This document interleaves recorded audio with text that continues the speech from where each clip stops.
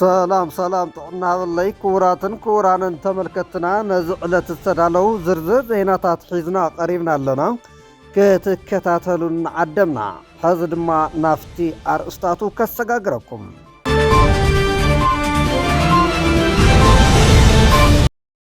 ኢትዮጵያ ምስ ሩስያ ስምምዕ ኃይል ባሕሪ ከም ዝፈረመት ገሊጻ ሕብረት አፍሪቃ ንወጥሪ ትግራይ አመልኪቱ መግለጽ ሂቡ ደቡብ ሱዳን ብሰላሕታ ናብ ካልእ ግጭት ክትሽመም ከም ትኽእል ስግኣት ፈጢሩ ወለዲ ናይቶም ኣብ ገማግም ባሕሪ የመን ዝሃልቁ ዘለው ተጋሩ ስደተኛታት እንታይ ይብሉ ዝብሉን ካልኦትን ዜናታት ሒዝና ቀሪብና ኣለና ክትከታተሉ ብኸብረን ዓደም ኢትዮጵያ ምስ ሩስያ ስምምዕ ኃይሊ ባሕሪ ከም ተካይድ አፍሊጣ ኣብ ኢትዮጵያ ምብጻሕ ዘካይድ ዘሎ ወታደራዊ ልኡኽ ሩስያ ስምምዕ ኃይሊ ባሕሪ ከም ዝፈረመ አዲስ አበባ አፍሊጣ ሰራዊት ኢትዮጵያ ብዓርቢ ኣብ ዘውፅኦ መግለጺ ምክትል አዛዚ ኃይሊ ባሕሪ ሩስያ አድሚራል ቭላድሚር ቮሮቪቭ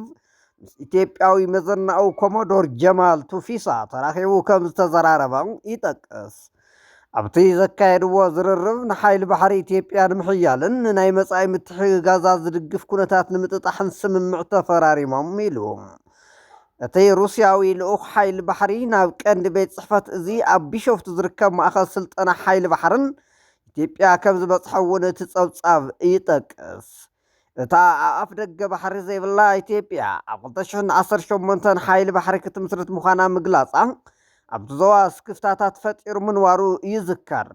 ኣብ 2021 ቀዳማይ ዙርያ ኣባላቱ ዘሰልጠነ ኃይሊ ባሕሪ ኢትዮጵያ ኪኖቲ ኣብ ቀላያትን ውሓይዝን ኢትዮጵያ ዝተውሃበ ሓላፍነት ኣብ ባሕርታትን ውቅያኖሳትን ዝህሉ ከም ቅርስና ሽፍትነት ባሕሪ ንምግታእን ከም ዘዋፈርናዮም ሰብ መዚ ኢትዮጵያ ክገልጹ ጸኒሖም ኣለው ኣብ ቀይሕ ባሕሪ ተዋፊሩ ዝነበረ ናይ ቀደም ኃይሊ ባሕሪ ኢትዮጵያ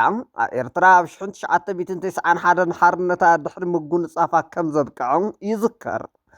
እንተኾነ ግን እታ ኣብቲ ዞባ ዝበዝሕ ህዝቢን ዝዓበየ ቁጠባን ዘለዋ ኢትዮጵያ ኣብ ገማግም ባሕሪ ወደብን ኃይሊ ባሕሪ ዝኸውን ወታደራዊ ማዓስከርን ንምርካብ ላዕልን ታሕትን ክትብል ጸኒሓ እያ ኣብ ዝሓለፈ ዓመት ንክልቲኡ ድሌታታን ምምላእ ምስ ሶማሊላንድ ዘካየደቶ ምርድዳ ኣብቲ ዞባ ዓብዪ ወጥሪ ምፍትፍናንን ፈጢሩ ምጽናሖም ይፍለጥ ድሕሪ እቲ ኢትዮጵያ ንኤርትራን 1998 ክሳብ 2000 ዘካየድኦ ደማዊ ውደባዊ ኩናት አዲስ አበባ ብወደባት ኤርትራ ናይ ምጥቃም ዝነበረ ዓድል እናጸበ ብምምጽኡ ንኣስታት 20 ዓመታት ካልእ ኣማራጽታት ከተናዲ ተገዲዳ ነይራ ሕብረት አፍሪቃ ንወጥሪ ትግራይ አመልኪቱ መግለጽ ሂቦም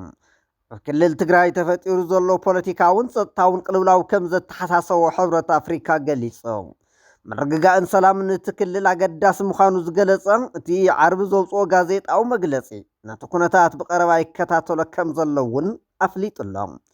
ነዚ እዋናዊ ምዕባለታት መሰረት ብምግባር ኩሎም ወገናት ነቲ ኣብ ስምምዕ ቀዋሚ ምቁራጽ ተጻውዖታት ወይ ፕሪቶሪያ ሰፊሩ ዘሎ ጉባኣት ከኽብርዎ ሕብረት አፍሪቃ ኣትሪሩ የተሓሳስብ እቲ ካብ ኣዘዝቲ ኃይልታት ትግራይን ብዶክተር ደብረጽዮን ዝምራሕ ክፋል ሕወሓትን ሓያል ጸቕጢ ይጋጢምዎ ዳርጋ ስልጣኑ ጠልጠል ኢሉ ዘሎ ግዝያዊ ምምሕዳር ትግራይ ብመሰረት ስምምዕ ፕሪቶሪያ ዝቆመ ምዃኑ ይፍለጥ ብመንገዲ እቲ ንስምምዕ ፕሪቶሪያ ዝከታተል ኣደራዳሪ ፓነል ኣብ መንጎ ክልቲኦም ተቐናቐንቲ ወገናት ልዝብ ንምስላጥ ድሉው ምዃኑ እውን እቲ ሕብረት ገሊጹሎም ብኻሊእ ወገን ኣብ አዲስ አበባ ኣብ እዋናዊ ኩነታት ትግራይ ማእኸል ዝገበረን ኣብቲ ሃገር ዝርከቡ ዲፕሎማሰኛታት ሰብ መዝ ማእኸላይ መንግስትን ዘሳተፈ ዝርርብ ይካየደለው ኣብቲ ብፕረዝዳንት ግዝያዊ ምምሕዳር ትግራይ ይምራሕ ከም ዘሎ ዝተነገረሉ መድረኽ ዝተረኸበ ሚኒስተር ጉዳያት ወፃኢ ጌዲዮን ጢሞቴዎስ መንግስቲ ፌደራል ኣብ ትግራይ ንዝምዕብል ዘሎ ኩነታት ብትኩረት ይከታተሎ ከም ዘለውን ተዛሪቦም እቲ ሚኒስተር ጉዳያት ወፃኢ ዓርሱ ዘግለለ ጉጅለ ሕወሓት ስምምዕ ፕሪቶሪያ ብምልእነት ንኸይትግበር ማሕለኻ ኮይኑሎ ኢሉ ክወቅስ ጸኒሕሎም ንሱ ኣብ ግራውነት ስምምዕ ፕሪቶሪያ ድርትነት እኳ እንተሃለወ ሙሉእ ንምትግባር ይስራሕ ከም ዘለውን ወሲኹ ሓቢሩ ደቡብ ሱዳን ብሰላሕታ ናብ ካሊእ ግጭት ከይትሽመም ዓብዪ ስግኣት ፈጢሩሎም መንጎ መራሕቲ ደቡብ ሱዳን ፕረዚደንት ሳልቫኪርን ቀዳማይ ምክትል ፕረዚደንት ሪክ ማቻርን ዝነበረ ወጥሪ እናገደደ መፂኡ ኣሎም ኣብ ላዕለዋይ ፈለግ ኣባይ ግጭት እናቐፀለ ኣብ ዝኸደሉ ዘሎ እዋን ብኣሽሓት ዝቑፀሩ ሰባት ተመዛቢሎም ውድኪ ሰቨርዮ ኣብ ደቡብ ሱዳን ምዕራባዊ ኢኳቶርያ ኣብ ዝርከብ ጫካ ክሕባእ ከም ዝተገደደ ይዛረብ እዚ ወዲ 43 ዓመት ደቡብ ሱዳናዊ ኣብቲ ሓዳስ ሃገር ብቕልጡፍ ይጋደድ ኣብ ዘሎ ግጭት ክቕተል ስለ ዝኽእል ካብቲ ዘለዎ ቦታ ክንቀሳቐስ ከም ዘይኽእል ድማ ይዛረብ ኣብቲ ሃገር ዞባ ኦፓር ኒል ኣብ መንጎ ሰራዊት ደቡብ ሱዳንን ብመንእሰያት ዝምእዘን ፃዕዳ ሰራዊት ተባሂሉ ዝፅዋዕ ዕጡቕ ጉጅለን ጎንፂ ተላዒሉ ሚስተር ሰቨርዮ ካብቶም ብቐጻሊ ውግእ ዝተመዛበሉ ኣሽሓት ደቡብ ሱዳናውያን እዩ ወቅቲ ዝናብ ይቐርብ ስለ ዘሎ ሰባት ምሕርሻዊ ማእተት ዘድልዮም ምድላዋት ክገብሩ ተገብአ ነይሩ እንተኾነ ግን ሰባት ስለ ዝፈርሑ እዚ ዝኸውን ኣይኮውንን ገሊኦም ኣብ ገዝኦም ገሊኦም ድማ ኣብ ጫካ እዮም ዘለዉ ይብል ኣብ ከተማ ናግሮ መግብን መድሃኒትን ዋሕድ ስለ ዘሎ ዕዳጋ ባዶ ኮይኑ ኣሎ ነጋዶ ንብረት ንምምፃእ ዝጥቀምሉ ፅርግያታት ንክልተ ኣዋርሕ ተቋሪፆም ኣለዉ ካሊእ ኣብ ተመሳሳሊ ግዝኣት ትነብር ሱዛን ሳይሞን ካብ ርእሰ ከተማታ ግዝኣት ያምቢዮን ደቡብ ትርከብ ቁሸታ ከም ዝተመዛበለት ትዛረብ ንሳ ንባዕላን ንውላዳን ንምምጋብ ትቃለስ ከም ዘላ እውን ወሲኻ ትናገረላ ገዛና ኣብ ዝነበርናሉ እዋን መዓልታዊ መናውሮና ንምክያድ ደፋእፋእን ኢልና ክንሰርሕ ንኽእል ነርና ሕጂ ግን ኣብ ናይ ካልኦት ሰባት መናውሮ ተፀጊዕና ኢና ዘለና ክትብል ተዛሪባ ንሳ ስዒባ ሓደ ግዜ ገለ ደለይቲ ፅቡቑና ይድግፉና እዮም እዚ ኩነታት ቅየር ግን ብቐፃሊ ንፅሊ ኢላ ወለዲ ናይቶም ኣብ ገማግም ባሕሪ የመን ዝሃልቁ ዘለዉ ዝተጋሩ ስደተኛታት እንታይ በሉ ኣብዚ ሰሙን ናይቶም ካብ ጅቡቲ ብጀልባ ተበጊሶም ኣብ ጥቓ ገማግም ባሕሪ የመን ዝጥሓሉ ስደተኛታት ናይ ገሊኦም ኣጎወል ወይም ድማ ካልኣይ ቀብሪ ኣብ ደቡብ ትግራይ ተፈፂሙሎም ኣብ ዝሓለፈ ሰሙን ሐሙስ ካብ ጅቡቲ ስደተኛታት ጽዒነን ዝተበገሰ 4 ጀላቡ ኣብ ጥቓ ገማግም ባሕሪ የመን ብምግልባጠን ልዕሊ 180 ስደተኛታት ከም ዝጥሓሉ ይፍለጥ እዩ ትካል ስደተኛታት ሕቡራት ሃገራት IOM ሃለዋት እዞም ስደተኛታት ከም ዝሰኣነን ሞይቶም ክኾኑ ከም ዝኽእሉን ድማ ኣፍሊጡሎም ካብቶም ኣብ ዝሓለፈ ሐሙስ 27 ለካቲት 2025 ጀላቡ ተገንጢለን ዝሞቱ መንእሰያት ካብ ደቡብ ትግራይ ወረዳ ራያ ዓዘቦ ዝኸዱ ትሕቲ 18 ዝዕድሞም ሰገናት ከም ዝርከብዎም ስድራ ግዳያትን ቢቢሲ ገሊፆም ዞባ ደቡብ ትግራይ ወረዳ ራያ ዓዘቦ ዝርከቡ ስድራ ቤታት ድማ ድሮ ናይቶም በዛ ሓደጋ ዝሞቱ ስደተኛታት መርድእ ደቆም ተነጊርዎም ካልኣይ ቀብሪ ከም ዝተፈፀመን ቢቢሲ ኣረጋጊፆም ድሕሪ እተን ዝተገልበጣ ጀላው ስዒቦም ንምብጋስ ተዳልዮም ዝነበሩ ካልኦት ደቂ ዓዲ እዮም እቶም ሰገናት ኣብ ባሕሪ ጥሒሎም ከም ዝሞቱ ንስድራ ግዳያት ደው ኢሎም ነጊሮምዎም ጣብያ ሆርዳ ካብተን ዳግማይ ስርዓተ ቀብሪ እዞም ሰገናት ዝተፈፀመለን ከባቢታት ሓንቲ ክትከውን ከላ 6 ስድራ ቤታት መርድእ ደቀን ተረዲአን ኣለዋ ካብ መንጎ እተን ኣብ ዝሓለፈ ሰሙን ኣብ ጥቓ ገማግም ባሕሪ የመን ቅድሚ ምፅሐን ዝተገልበጣ ጀላው እታ ሓንቲ 31 ኢትዮጵያውያን ስደተኛታት 3 የመናውያን ሰራሕተኛታት ኣሳፊራ ከም ዝነበረት ኣሶሺየትድ ፕረስ ፀብፂቡ ነይሩ ቢቢሲ ካብ ስድራ ግዳያትን ኣመሓዳሪታት ጣብያን ዝረኸብናዮ ሓበሬታ ድማ ዝበዝሑ እቶም ብዘጋጠመ ምግልባጥ ጀልባ ዝሞቱን ካብ ጣብያ ሆርዳ ዝኸዱ መንእሰያት ትሕቲ 18 ዓመት ዝዕድሞም ሰገናት ከም ዝኾኑ የመላኽት ቢቢሲ ንስድራ ስቡኣት ወለድን ካብቶም ኣብ ጥቓ ገማግም ባሕሪ የመን ዝሞቱ ሰገናት ኢዮብ ዝናቡ መሓሪ ሽብሩን እያሱ ዝናቡን ኣዘራሪቡ ሰለስቲኦም ኣብ 15 እስካብ 16 ክሊ ዕድመ ዝርከቡ ኮን ከለው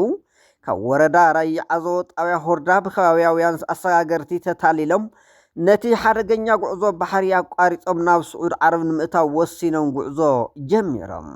ካብ ገዝኦም ኣብ ዝወፅሉ ሓደ ሰሙን ኣብ ዘይመልእ ግዜ ግና እዚ ሓደጋ ከም ዘጋጠሞም ወለዶም ይገልጹ ኣይተዝናው ረዳኢ መርድእ ወዶም ወዲ 15 ዓመት እያሱ ዝናው ብቐዳም 29 6 ወርሒ 2017 ኣቋፅራ ግዝዩ ተነጊርዎም ካብ ዓዲ ወፅዩ ኣይፈልጥን ብዕለት 21 ንሕና ከይፈለጥና ካብ ገዛ ወፅዩ ጠፍዩ ላዕልን ታሕትን ላበልና ቀኒና ሓዩ ካብ ዝበሃል ከባቢ ጅቡቲ ዘሳፈሮም ሰብ ላብ ባሕሪ ኣትዮም እዮም ኢሉ ደው ስድራ እዞም ግዳያት ቅድሚ 10 መዓልትታት ሃንደበት ደቆም እንክስእንዎም ኣብቲ ከባቢ ድሃዮም ካብ ምድላይ ብዘለለ ናብ ስደት ክኸዱ እዮም ዝብል ጥርጣሬ ኣይነበሮምን። በዚ ድማ ክሳብታ ገሊኦም ኣብ ክልል ዓፋር ገሊኦም ድማ ካብ ጅቡቲ ድሃይ ዝሰምዑሉ ዕለት ኣብ ከባቢኦም ድሃይ ደቆም ክደልዩ እዮም ቀኒዮም። ኣይተፋኖ ብዕለት 21/6 ወርሒ 2017 ኣቆፃፅራ ግዝ እዮም ተላዒሎም። እቲ መንገዲ ኣሸዓ ከም ዝበፅሕዎ ኣብ 6 መዓልቲ እዮም ኣብቲ ሓደጋ ዘጋጠመሉ ቦታ በፂሖም። ካብ ገዛ ካብ ዝወፁ ኣብ 6 መዓልቶም እዮም ጥሒሎም ይብል። በዚ ሓደጋ ካብ መንጎ ዝሞቱ ሰገናት ወዲ 16 ዓመት እዮም ዝነብሩሃ ኣመሓዳሪታ ጣብያ ኣይተፋኖ ሓጎስ ወዲ ሓፍቱ ዝበሎም። ቅልውላው ትግራይ ኣሜሪካን ሃገራት ኣውሮጳን ህፁፅ ልዝብ ከካይድ ፀዊዐን ኣለዋ። መንጎ ብጌታቸው ረዳ ዝምራሕ መንግስትን ብኣዘዝቲ ሓይልታት ፀጥታ ዝተደገፈ ወገን ሕወሓት ዘሎን ወጥሪ ብዘተ ክፍታሕ ኣሜሪካን ብሪጣንያን ዝርከበን ሓያሎ ሃገራት ተማሕፂነን። ኣብቲ ብኤምባሲታት እተን ሃገራት ኣብ ኢትዮጵያ ዝወፅ ሓበራዊ መግለፂ ትኩነታት ናብ ጎንፂ ክምለስ የብሉን ኢሎም። ኣብ ሰሜን ኢትዮጵያ ዝዓርግ ዘሎ ወጥሪ ንከታተሎ ኣለና ዝበሉ እቶም ሕብረት ኣውሮጳ ዝርከብዎም ኤምባሲታት ኩሎም ወገናት ንስምምዕ ፕሪቶሪያ ከኽብሩ ፀዊዖም ኣለው። ነቲ ኣፈሙዝ ብረት ዝዓበሰ ኣብ ሕዳር 2022 ዝተገበረ ስምምዕ ምቁራፅ ተፃውኦታት ዘለና ሙሉእ ደገፍ ደጊምና ነረጋግፅ ይብል እቲ ሓፂር መግለፂ። ጀርመን፣ ፈረንሳ፣ ኒውዚላንድ፣ ኖርዌይ፣ ስዊድን፣ ጃፓን፣ ስዊዘርላንድ፣ ስጳኛ፣ ኢጣልያ፣ ኣየርላንድ ካብተን ኣብቲ ሓበራዊ መግለፂ ስጋኣተን ዝገለፃ 24 ሃገራት እየን። አዲስ አበባ ዝርከብ ፕሬዝዳንት ግዚያዊ ምሕዳር ትግራይን ኣምባሳደራት ኣሜሪካ፣ ብሪጣንያ፣ ሕብረት ኣውሮጳ፣ ፈረንሳይ፣ ኢጣልያ፣ ጀርመንን ብዛዕባ እቲ ኣብ ክልል ትግራይ ተፈጢሩ ዘሎ ቅልውላዊ መብርሂ ከም ዝሃቦም ብረውዕ ምሸት ገሊጹ ነይሩ። ብሰንኪቲ ኣብ ውሽጢ ሕወሓት ዝተፈጠረ ምግምማዕ ኣብቲ ክልል ፀጥታዊ ፖለቲካውን ቅልውላው ሰፊኑ ይርከብ። እምበር ክቡራንን ክቡራትን ተኸታተልቲ ሚድያ ጥበባውያን ንሎሚ ዘዳለውናዮም ሰሙናዊ ዜናታት እዞም ክትከታተልዎም ፀናሕኩም እዮም ነይሮም። ኣብ ቀፃሊ ብካሊእ ምድላዋት ብካሊእ ዜና ክስካብ ንራኸብ ቻው ሰሰናዩ።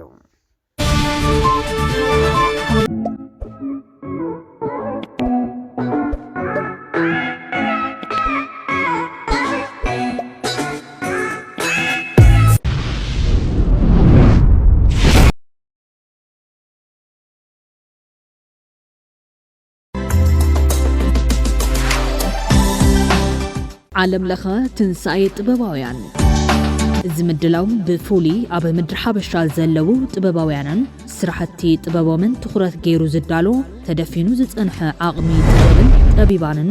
ዳግም ንክልዓል ዓሊሙን ዓለም ለኸ ትሕዝቶ ጥበባውያን ዝንፀባረቐሉ ዓለም ለኸ ትንሳኤ ጥበባውያን